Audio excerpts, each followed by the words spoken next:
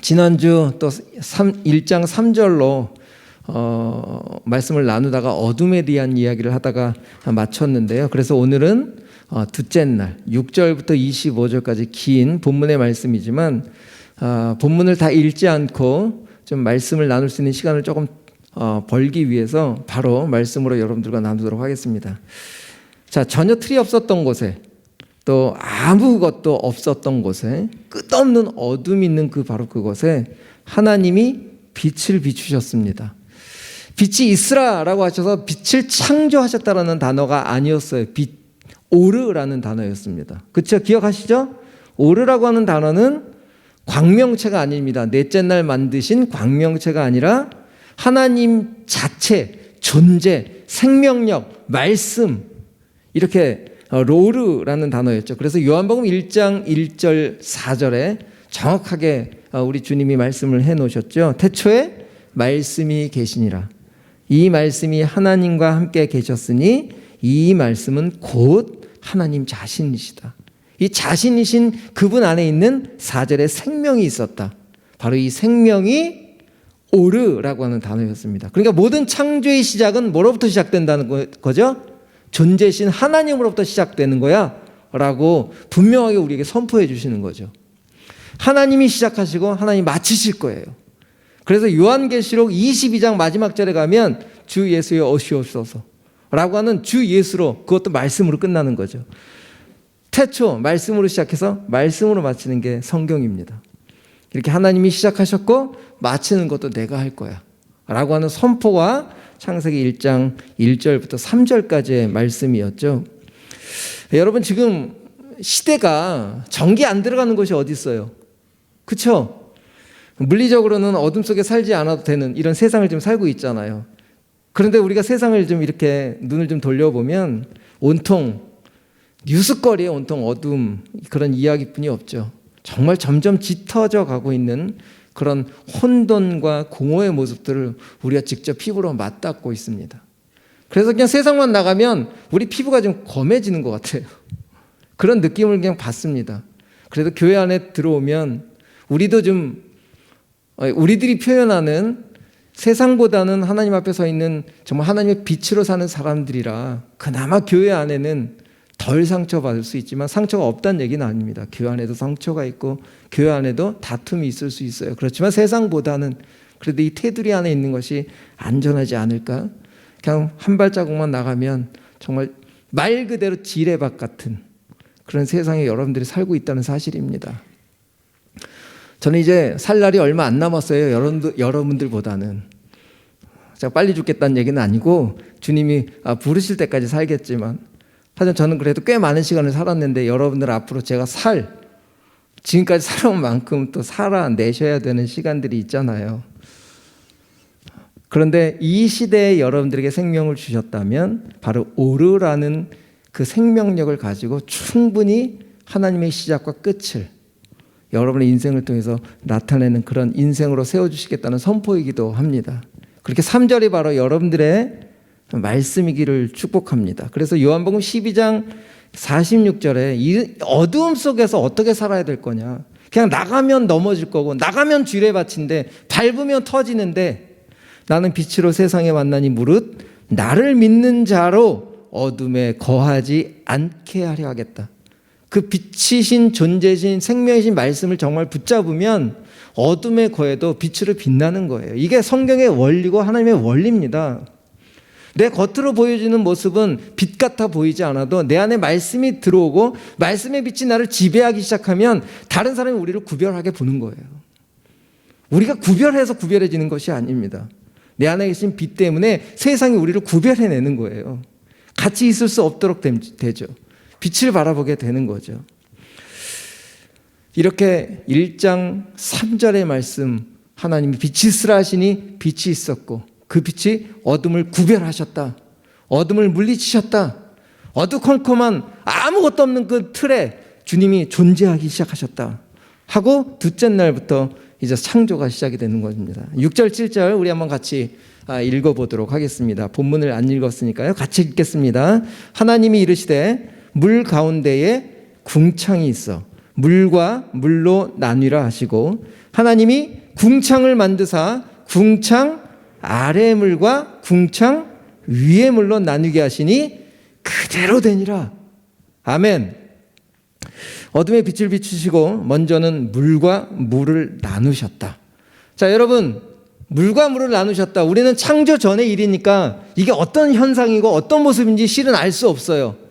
우리가 나중에 주님 만나면 이런 모습이었을 거야 라고 실제로 가르쳐 주실 거예요. 하지만 창조 전의 이야기고 또 재림 때의 이야기는 우리가 알지 못하기 때문에 하나님의 말씀 있는 그대로, 또한 신학자들이 연구를 통해서 우리들이 지금 바라다 보면 어떤 모습이었을까? 물과 물, 궁창 위에, 물 위의 물과 물 아래의 물이다. 어떤 의미 같으세요?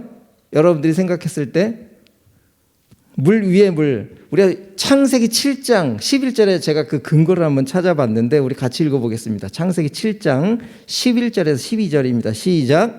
노아가 600세 되던 해 둘째 달 곧 그 달 11의 날이라. 그날에 큰 기품의 샘들이 터지며, 여기서 큰 기품의 샘은 물 아래의 물을 얘기하죠. 이해되시죠? 그 다음에 말씀, 하늘의 창문들이 열렸다. 물 위에 물이 터졌다는 거죠. 홍수의 사건 때 이 땅을 다시 하나로, 물이 하나로 되는 경험을 그때 노아 홍수 때 보여주셨어요. 창조 전에.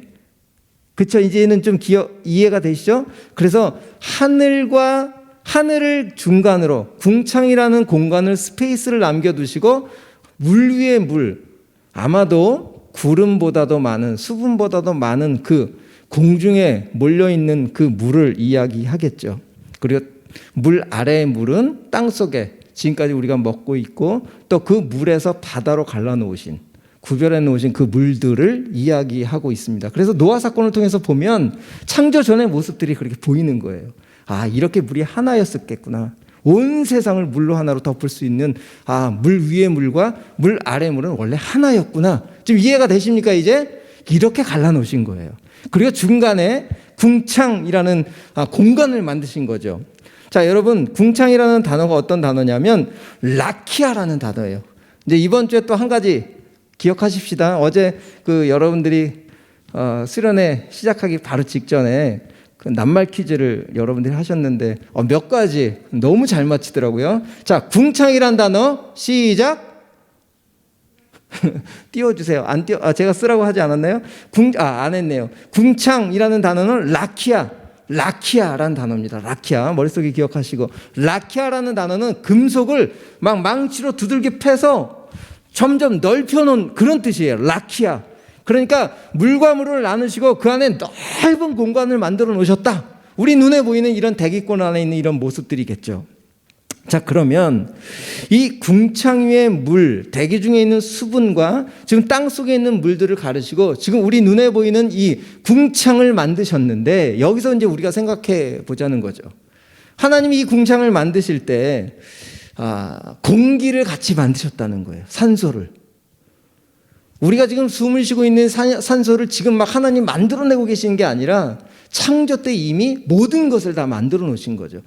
궁창이 열릴 때, 궁창이 펼쳐질 때 이곳에서 사람들이 살고 이곳에서 사람들이 함께 누릴 수 있는 것들을 모두 마련해 놓으셨다는 거예요. 이게 하나님 창조 속에 숨어져 있는 비밀이죠. 여러분, 공기의 농도가 얼마나 되는지 아세요? 제가 좀 찾아보니까 산소가 20%, 그 다음에 질소가 80%의 정확한 비율이 되지 않으면 우리가 숨 쉴 때 문제가 생긴다는 거예요. 전 과학을 잘 공부하지 않았기 때문에 열심히 찾아보니까 여기서 1%라도 잘못되면 우리가 호흡하는데 문제가 생긴다는 거죠. 이 퍼센테이지를 누가 언제 어떻게 만드셨다고요? 물과 물을 나누시고 궁창이 있으라 하실 때 우리들이 숨 쉴 수 있는 이 공기조차도 가장 적합한 상태로 그렇게 만들어 놓으셨다라는 것이 오늘 하나님의 창조의 둘째 날 우리에게 선포하고 계시는 거죠. 산소의 20%가 좀 비율이 낮아지면 생명체가 그냥 완전히 파괴가 돼요. 그리고 질소의 비율이 조금 낮아지면 지구는 삽시간에 불바다가 된다는 거예요. 단 1%의 차이에도 우리는 당장 살 수 없는 환경이 돼버리는 겁니다. 혹시 군대 갔다 온 사람, 우리 형제들 중에 군대 얘기하는 거 우리 자매들이 싫어하는 거 아시는데, 우리가 한 번쯤은 가스실에 들어가는 훈련을 받아요. 환경이 좀 바뀌는 공기를 마실 수 있는 기회가 주어집니다. 갔다 오신 분 이해되시죠? 저는 군 생활을 2년 반을 했기 때문에 3번을 들어갔어요. 그런데 이 공기가 아닌 그 가스실에 들어가서 잠깐 들어가서 방독면을 딱 벗는 순간 정말 열려진 곳이라고 콧구멍, 입, 모든 눈에서 물이 다 쏟아져 나옵니다. 정말 환경이 살 수 없는 환경이에요. 그래서 그 문을 박차고 나올 수밖에 없는. 우리가 이 땅에 이렇게 지금 숨을 편하게 살 수 있는 게 하나님이 정확한 비율로 공기를 지금 만들어 놓으셨기 때문에 우리가 이렇게 사는 거지, 우리가 이 숨 쉬는 것조차도 감사하지 않고 살잖아요. 그런데 한 번쯤 그렇게 가스실에 여러분들 들어갔다 나오면 와, 이 공기가 너무 감사한 거구나 라는 것을 우리가 조금은 느끼지 않을까 생각해요. 이 궁창을 만들 때 뭐까지 만드셨다고요? 우리가 마실 공기 또 물까지도 다 하나님이 예비해 놓으시고 몇 천억 년이 지났어도 우리 인간들이 숨을 쉴 수 있도록 이것을 다 만들어 놓으셨다는 거죠. 그게 궁창 안에 표현되어 있는, 궁창 안에 숨겨진 하나님의 창조입니다. 그럼 셋째 날 한번 가봅시다. 9절에 하나님이 이르시되 천하의 물이 한 곳으로 모이고 묻이 드러나라 하시니 그대로 되니라. 여기도 그대로 되니라. 묻이 드러났다.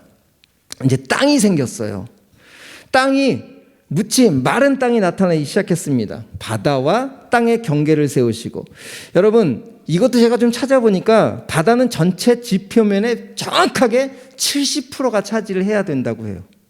땅의 70%가 바닷물이 되어 있어야 된다는 거예요. 그래서 바다와 땅의 비율은 태초부터 지금까지 정확하게 7대3이어야 된다는 거죠. 바다의 비율이 늘어나면 수증기가 지나치게 늘어나서 지구는 온통 습지가 되어버리고, 혹 바다의 비율이 지금보다 좀 줄어들면 69%, 68%, 67%가 되면 수증기 양이 줄어들어서 온통 지구는 사막이 된다는 거예요. 이거는 과학적으로 좀 증명된 사실들을 여러분들에게 표현하는 거예요. 그러니까 지금 7대3의 정확한 비율이 창조 때보다 계속 이어지고 있기 때문에 우리가 이렇게 좋은 땅에서 살 수 있는 거예요. 그런데 요즘 뭐로 바뀌고 있습니까? 이 지구가 사막으로 바뀌어가고 있어요. 누구 때문에 이렇게 된 거죠? 누구 때문에? 바로 사람 때문에 그래요. 사람. 내가 더 누리고 싶어서, 내 욕심을 더 챙기고 싶어서 사람이 더 편리함을 누리기 위해서 하나님의 질서를 깨기 시작한 거죠. 하나님의 창조 질서는 절대 어긋나지 않습니다. 제가 왜 이 셋째 날 묻과 바다를 경계를 정확하게 하나님이 세우셨을까? 이것까지 생각을 안 해봤거든요. 그런데 7대3이라는 정확한 비율이 지금까지 진행되어 왔는데 점점 이 지구라는 땅이 사막으로 바뀌고 있다는 것은 누군가 하나님의 질서를 깨고 있기 때문에 이렇게 변해가고 있다는 것을 우리가 몸소 느끼는 거예요. 우리 후세들은 더 느끼겠죠. 왜? 우리는 점점 더 좋은 것을 누리려고 할 거니까. 더 편리한 것을 찾아가려고 할 거니까 내가 사는 동안에는 뭐 망하겠느냐? 내가 사는 동안 좀 누리면 되지 않겠나? 우리 후손들은 어떻게 될까요? 더 사막 같은 곳에 살아야 되겠죠. 여러분 진짜 우리가 지금 물 걱정할 때가 됐잖아요.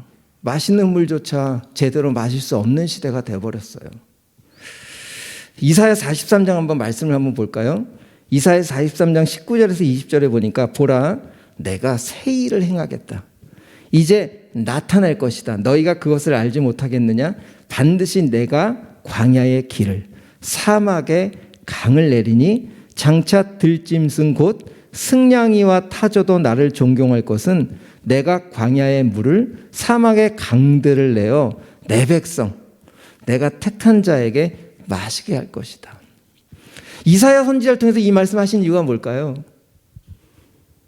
이사야 선지자를 통해서 이스라엘 백성들 자체는 광야를 좀 지나가고 있을 거예요.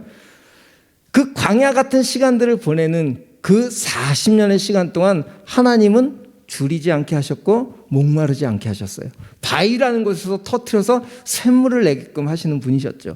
창조주라는 것을 정확하게 이스라엘 백성을 통해서 우리에게 전달하고 있는 거예요. 우리는 점점 사막으로 만들지만 하나님은 이렇게 인간의 욕심으로 이 지구가 망가지고 땅덩어리의 질서가 파괴될 것을 이 죄라는 놈이 망가뜨릴 것을 아셨기 때문에 새 나라, 새 땅, 하나님이 준비하신 그 땅에는 하나님이 샘물이 되신 그 자체이신 우리의 영원한 그 사막 같은 우리들에게 영원한 생수가 되어주시겠다라고 말씀을 미리 선포하신 거죠. 그냥 이 땅에 머물 수 있는, 이 땅으로 만족할 수 있는 인간이 아니라 하나님이 선택된 사람이고 하나님이 함께 하시는 사람들은 이 땅의 물로 우린 충족할 수 있는 사람들이 아니라는 거예요. 내가 채워줄게. 내가 주는 물로 이 땅을 살아갈 수 있도록 해주겠다. 오늘 11절 12절 본문으로 다시 돌아와서 하나님이 이르시되 땅에다 이제 채우시기 시작하는데 풀과 씨 맺는 채소와 각기 종류대로 씨 가진 열매 맺는 나무를 내라 하시니 그대로 되어 땅이 풀과 각기 종류대로 씨 맺는 채소와 각기 종류대로 씨 가진 열매 맺는 나무를 내니 하나님이 보시기에 좋았더라. 여기에 지금 계속해서 동일한 단어들이 나오는데 종류대로 그대로 되니라, 종류대로 그대로 되니라, 이 단어가 계속 반복되고 있어요. 여러분, 여기에 사람이 숨 쉴 수 있는 공간을 만드시고 그것에 숨을 쉴 수 있는 산소도 정확한 비율을 만들어 놓으시고 마실 물도 정확하게 만들어 놓으셔서 이제 사람이 살 수 있도록 해놓으신 환경을 다 조성해 놓고 이제 육신적인 양식을 취할 수 있도록 풀과 씨 맺는 채소, 곡물이죠, 열매 맺는 과목을 창조하신 거죠. 이게 사람이 먹을 식량까지 다 준비를 해 놓으신 거예요. 그게 둘째 날, 셋째 날까지 다 만들어 놓으신 거죠. 그리고 하나님은 우리 인간들이 아직 창조되기 전에도 하나님의 머릿속에는 계속 마지막에 내가 만들 나와 동일한 모습을 가지고 동일한 형태를 가지고 나와 같이 교제할 수 있는 모양과 형상의 존재를 내가 만들어내서 그와 내가 만든 이 창조물에서 영원히 이 생수 같은 이것을 누릴 수 있는 그 존재를 만들어내기 위해서 계속 머릿속에는 온통 아직도 창조되지 않은 사람들을 향해서 지금 열심히 일하고 계시다는 것을 표현하고 있는 거예요. 이것을 영적인 눈으로 한번 바라봅시다. 이 땅에 태어난 모든 사람들이 하나님의 자녀는 아니에요. 그렇죠? 태어나면서부터 우리는 존재적인 죄인으로 태어났기 때문에 우리는 하나님을 아버지라 부를 수 있는 자격이 없어요. 그런데 그런 자녀들을 향해서 하나님 지금 이 창조의 모습을 통해 아직 내 자녀가 되지 않았지만 그 죄인된 그 사람들 중에서도 내 자녀를 위해서 이렇게 내가 만들 공간들, 하나님의 나라를 지금 위해서 만들고 창조하고 계시다는 것을 우리는 영적으로 바라볼 수 있는 거죠. 이 땅에 우리는 그래서 나그네라고 하는 거예요. 우리 하나님의 자녀 될 사람을 우리가 영원히 하나님과 함께할 그 영원한 공간 스페이스를 지금 하나님은 만들고 계시다라는 것을 영적인 눈으로 우리는 바라볼 수 있는 거죠. 그런데 그 영원한 나라, 하나님 준비하신 그 나라에 가지 못할 사람들도 있다는 거예요. 그게 디모데전서 2장 4절에 뭐라고 말씀하시냐면 모든 사람이 진리를 아는 데에 이르고, 그러면 모든 사람이 그렇게 되기를 원하신다는 것은 안 되는 사람도 있다는 거잖아요. 그렇죠? 얼마나 안타까운 심정으로 그 성경을 기록하셨겠어요. 내가 모두가 진리를 아는 데에 원하는데 모든 사람이 내 자녀가 돼서 내가 만든 이 스페이스에서 함께 영원히 누리고 싶은데 그러지 못할 사람도 있다는 거죠. 그것은 구별해 놨다는 것이 아니라 너는 지옥, 너는 천국 이렇게 구별해 놨다는 게 아닙니다. 누구에게나 공평하게 소원을 두고 행하신다는 거예요. 어떤 모습을 통해서라도 하나님이 만드신 모든 조건과 환경을 보여주시면서 그 나라로 돌이킬 수 있도록 내 자녀가 될 수 있도록 기회를 계속 주신다는 거죠. 그 기회를 받은 여러분들과 저는 지금 무엇을 꿈꿔야 되겠죠? 이 땅은 점점 쇠하지만 영원하신 그 하나님이 준비하신 그 나라에 우리가 갈 수 있다라는 그 기대감을 가지고 살아가는 거죠. 그러니까 이 땅에 조금 초라하게 살아도 문제가 되지 않는 거죠. 내 존재는 어디가 있으니까 이미 하나님께 창조된 그 자리에 가 있는 사람이니까 우린 이 땅을 바라보지 않고 그 영원하신 준비하신 나라를 향해 오늘도 한 걸음 한 걸음 죽음을 향해 이 땅을 향해선 죽지만 그 죽음이라는 관문을 통과하는 순간 하나님 준비하시고 그 영광된 나라, 그 물이 끊기지 않고 그 질서가 깨지지 않는 그 어떤 누구도 파괴할 수 없는 그 나라로 우리 갈 수 있다는 소망을 가지고 오늘 이 땅을 살아갈 수 있는 거죠.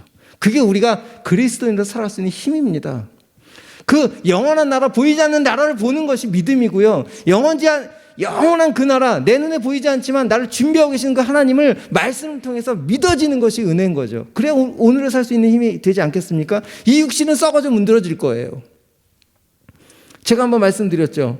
이것은 이 형태라는 것이 시간과 만남으로써 존재케 된 거지만 이 시간이 소멸되는 순간, 우리가 육신이 죽는 순간 이 썩어질 형태는 없어질 것이다. 처음 것은 다 사라질 것이다.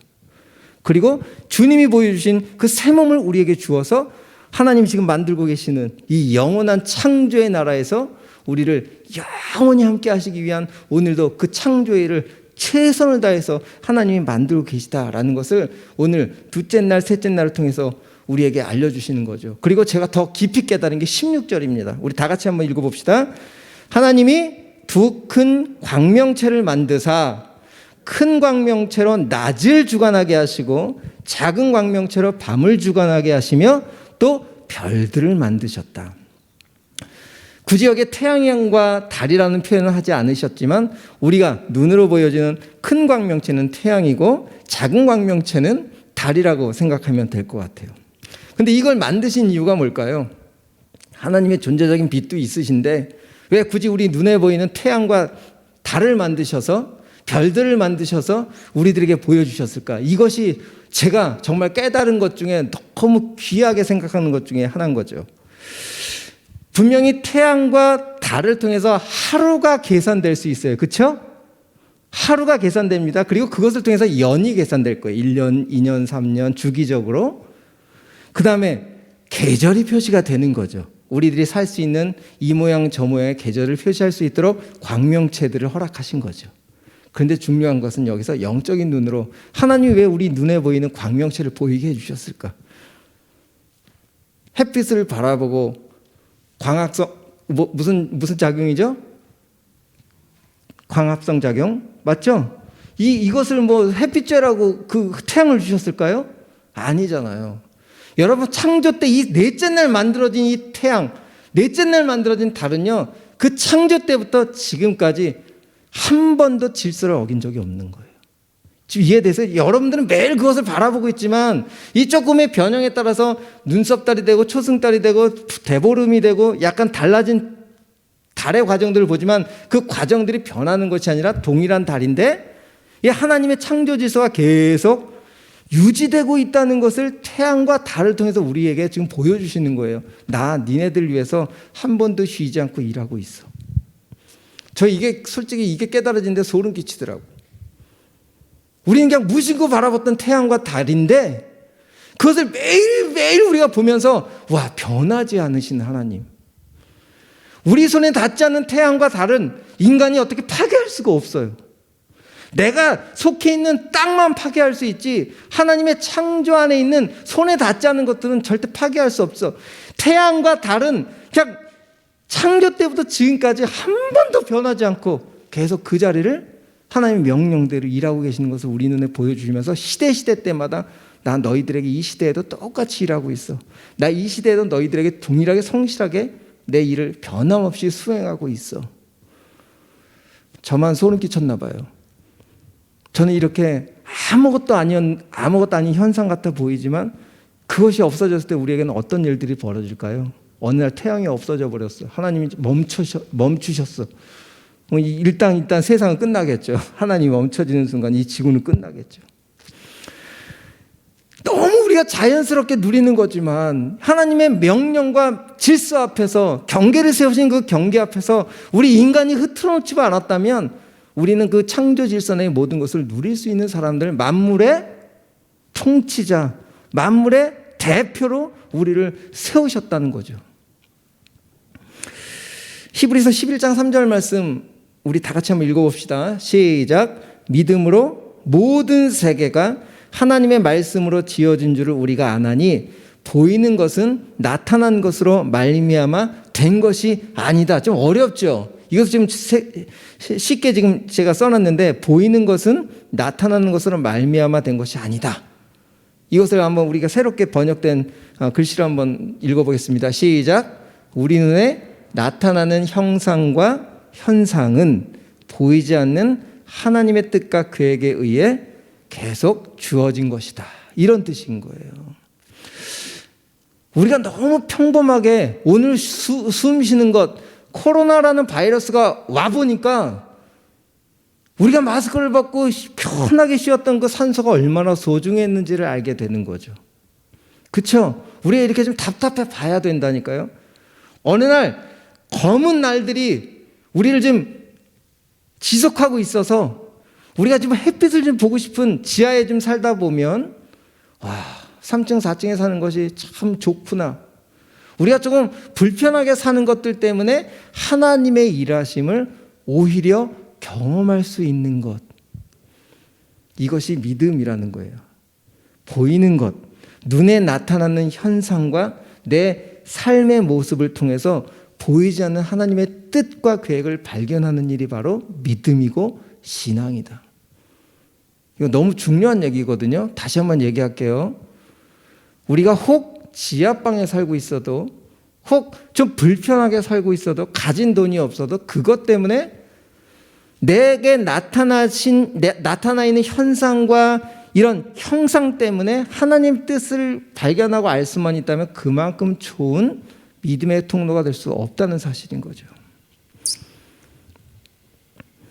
우리는 낮과 밤이 바뀌고 계절이 바뀌고 정말 작은 잎사귀가 파란색이 아니죠. 초록색에서 붉은 색깔로 변하는 것을 보면서도 우리는 단풍은 즐기지만 그 작은 것에 하나님의 창조의 질서가 들어가 있다는 것은 보지 못하는 거죠.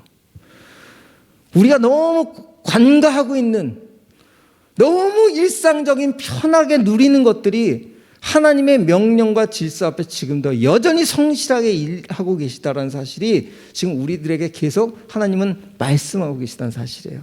내가 너를 위해서 일하고 있어. 잎사귀 좀 봐봐.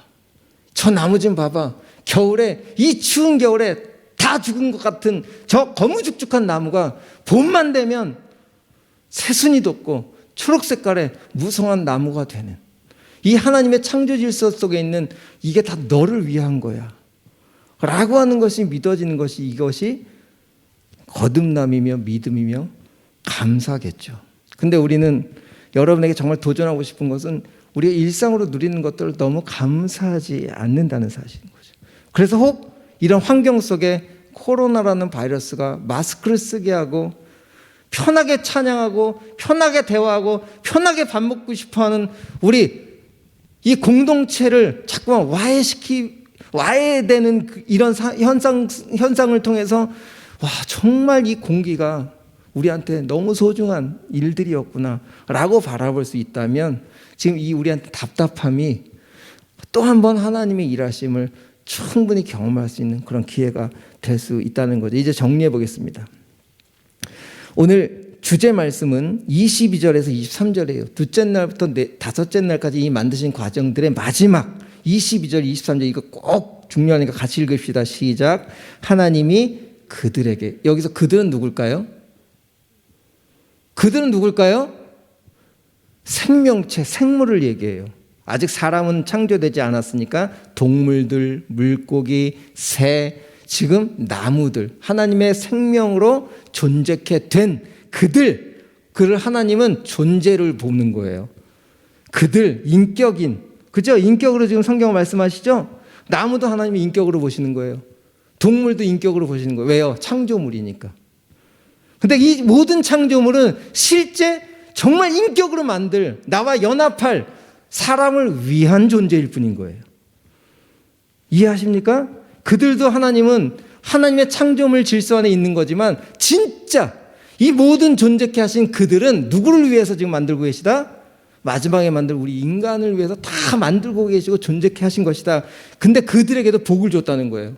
그 생물들에게도 복을 줬는데 어떤 복이냐? 첫 번째, 생육하고 번성하여 여러 바닷물에 충만하라, 번성하라 라고 다섯째 날 정리를 하십니다. 여기에 복이라는 단어는 바라크라는 단어예요. 이 바라크라는 단어는 하나님의 창조 질서 안에 내가 책임지겠다는 뜻이 있어요.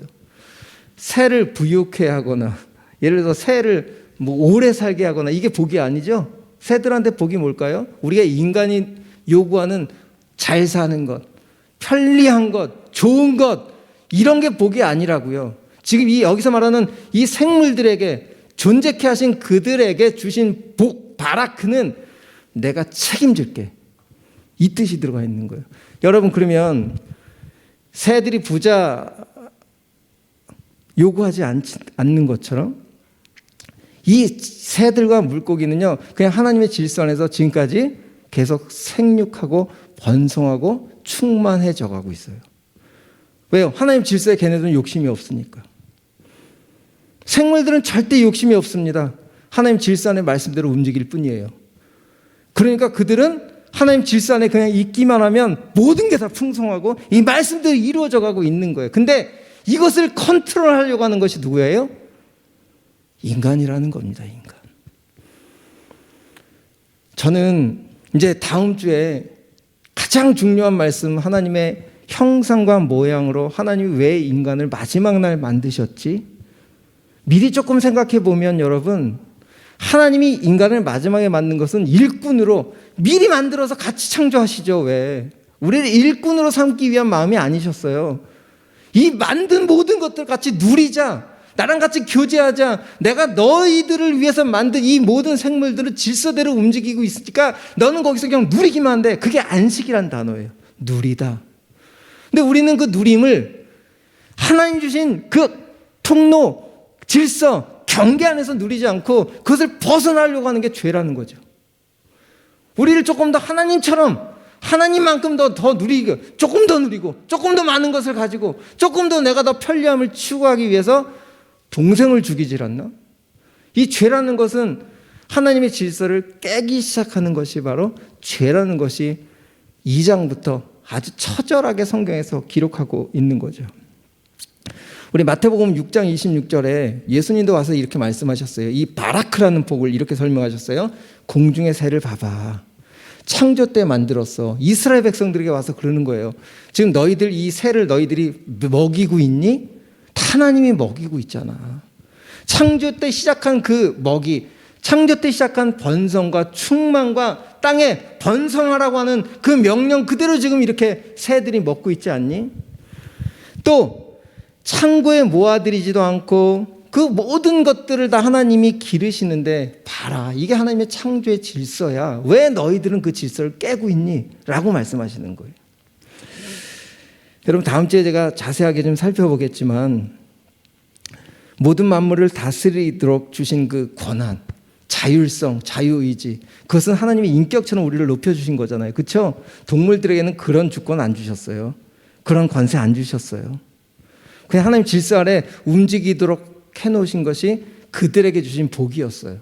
그런데 우리들에게 주신 복은 오늘 22절, 23절에 주신 번성, 충만, 또 하나 생육하라고 하는 그 이상의 두 가지를 더 주셨거든요. 그건 다음 주에 여러분들과 나눌 거예요. 땅을 정복하고 다스리는 권한을 주셨단 말이에요. 그런데 그 주신 권한을 가지고 하나님 창조 질서를 어긋나고 내 것으로 취하기 시작하면서 문제가 생기기 시작하는 거죠. 여러분, 이 죄가 들어와서 창조 질서가 깨지니까 강아지도 우리 말을 안 듣잖아요. 여러분 강아지 키우는 사람들 있죠? 뭘 줘야 꼭 내 옆에 붙어 있잖아요. 간식 아니면 내 옆에 와 있지 않아요. 자기 멋대로 가지. 원래는 하나님의 주권에 선택된 사람에 의해서 다 지배되게 돼 있어요. 그것을 잠깐 보여줬어, 노아 때. 좀 이제 감이 오세요? 홍수가 되기 전에 방주에 동물들을 두 쌍씩 다 오게 하셔서 방주 안에 노루도 사슴도 맹수도 같이 있게 하셨어요. 그렇죠? 그 안에는 싸우거나 약육강식의 일들이 없었어요. 그리고 누구의 다스림을 받았어요? 노아의 다스림을 받고 노아가 주는 먹이를 받아먹고 그 노아 방주 안에서 살았잖아요. 이게 지금 새롭게 창조될, 제가 망가뜨린 모든 질서를 다시 회복할 그 방주 안에, 예수 그리스도를 통해서 만들어질 나라 안에서 이루어질 것들을 노아의 방주에서 우리에게 먼저 보여주신 거예요. 얼마나 놀랍습니까? 그 나라가 회복될 거예요. 이제 강아지 보고 컴 하면 딱 오는 거예요. 사자 일로 와, 오는 거예요. 그러니까 아담이 그때 보여줬잖아요. 너 사자 해, 너 호랑이 해. 사람이 이름을 붙여주도록 동물들이 인간에게 다스림을 받을 수 있도록 만물의 영장으로 하나님의 통치 대리자로 만들어 놓으셨는데, 죄가 이 하나님의 질서를 다 깨놓으시면서 동물조차도 우리 사람의 말을 꽃방귀로 듣지도 않는 거죠. 그래서 고양이는 집사라고 하죠. 고양이를 키우는 사람을 상전인 거예요. 상전. 우리가 쩔쩔 매는 거죠. 동물을 쫓아다니면서. 그 동물들이 우리가 그렇게 해준다고 만족을 얻을까? 한번 여러분들께 질문해 볼게요. 여러분의 만족을 위해서 키우는 거예요? 동물이 만족할까 봐 키워드리는 거예요? 이거 다 인간의 만족을 위해서 키우는 거 아닐까요? 우리가 지금 생각하는 것 하나, 동물을 키우자 말자 그 얘기 아닌 거 아시죠? 저 동물을 사랑하는 사람이에요. 내 말을 안 들어서 제가 함께하지 않을 뿐이지.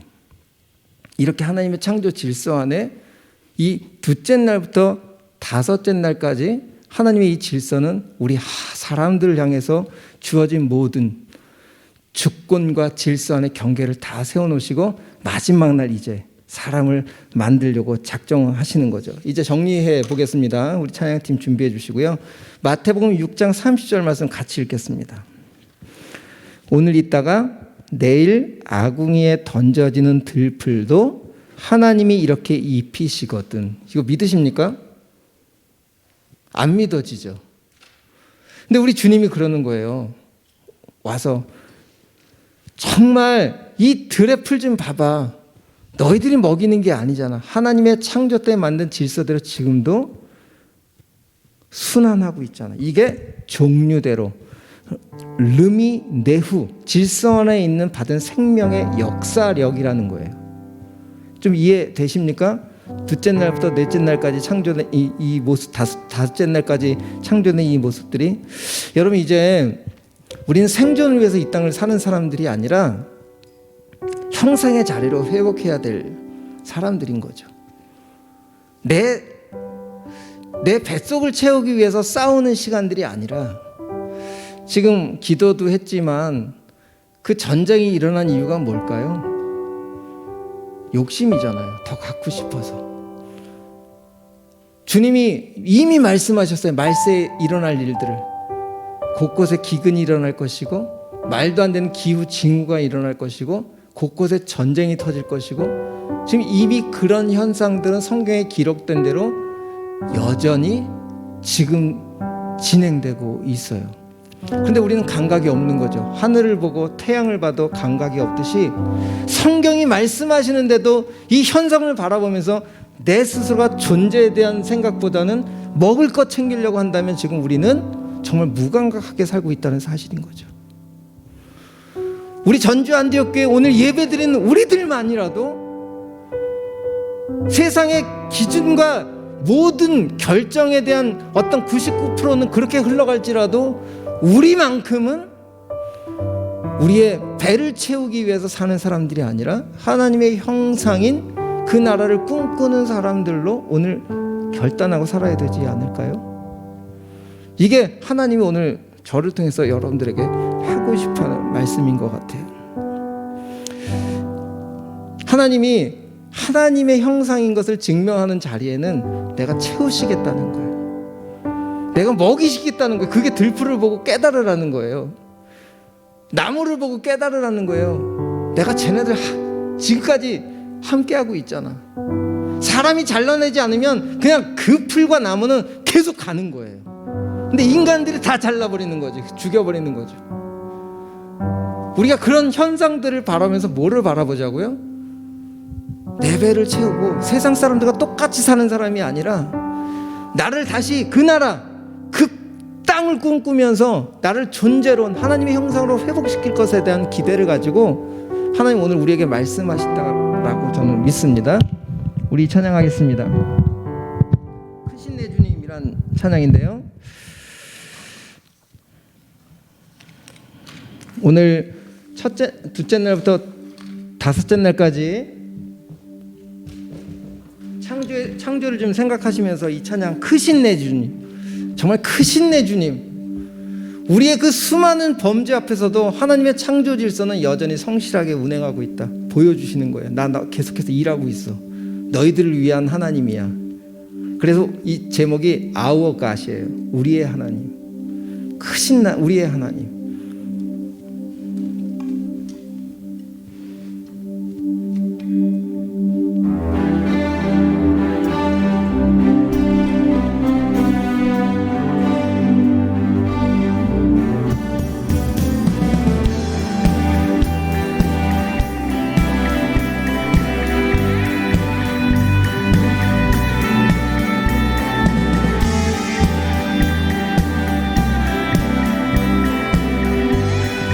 물이 포도주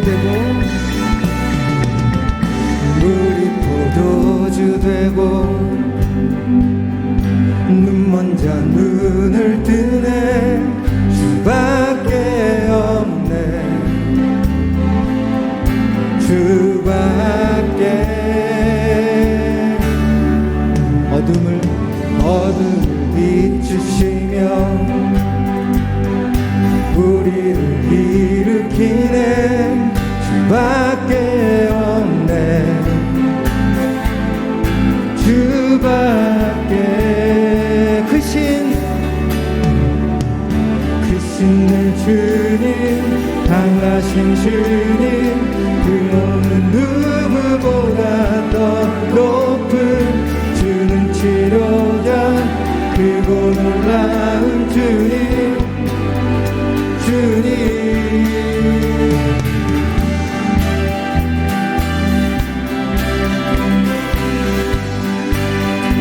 어둠을 비추신 우리 하나님, 어둠을 비추시며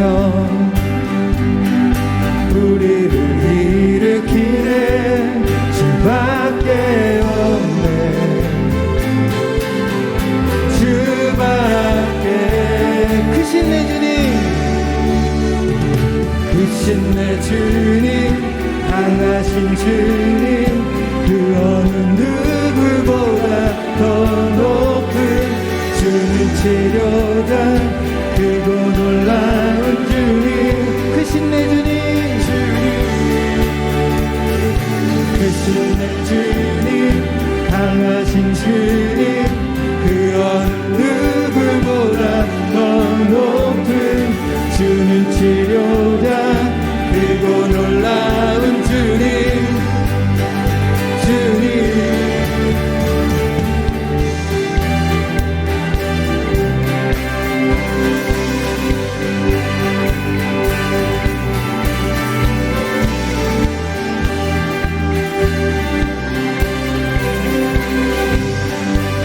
그 누가 멈추려,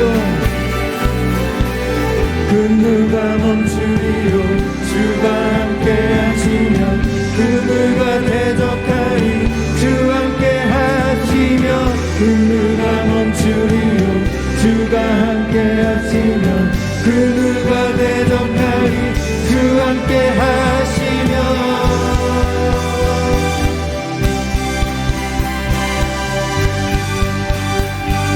주 함께 하시면.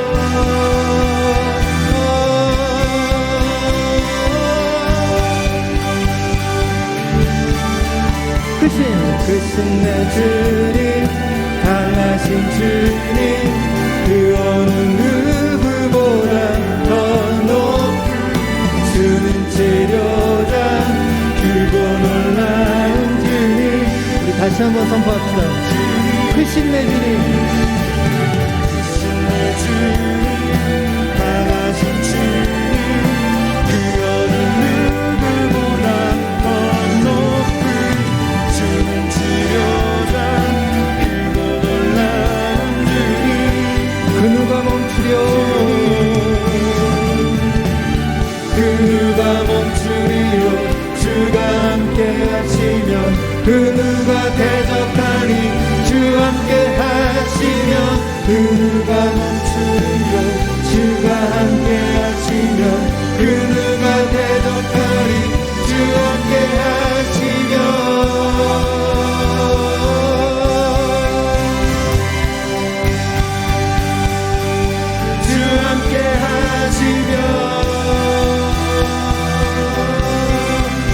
마지막으로 한 번 더 고백합시다.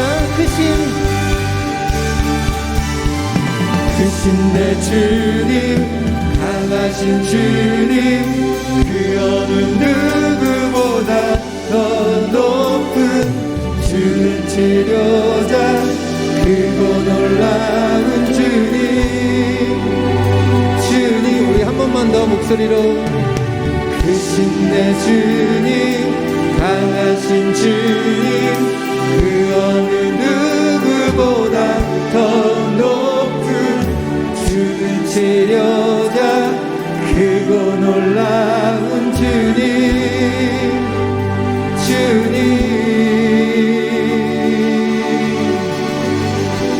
우리 시간 이렇게 기도하겠습니다. 우리가 고백한 대로 물이 포도주 되고 눈먼자 눈을 뜨는 것, 이거 실제 우리 현상에서 나타날 수도 있는 일이지만 우리 영적인 눈이 띄어지고 영적인 생수를 얻기 위해서 우리의 몸이 움직이기를 바라는 그런 찬양입니다. 우리 오늘 창조의 질서 속에 참 감사하지 못했던 것들 많죠? 하나님 정말 감사합니다. 오늘 숨을 쉬게 한 것조차 너무 감사합니다. 나무의 잎사귀를 보면서 정말 감사하지 못했습니다. 너무 무뎌졌었습니다. 이제 먹는 것 때문에 내가 존재하는 사람이 아니라 하나님의 형상으로 존재케 하는 그런 내가 될 수 있도록 주여 인도하여 주옵소서. 우리 그렇게 기도하며 나가겠습니다. 기도하겠습니다.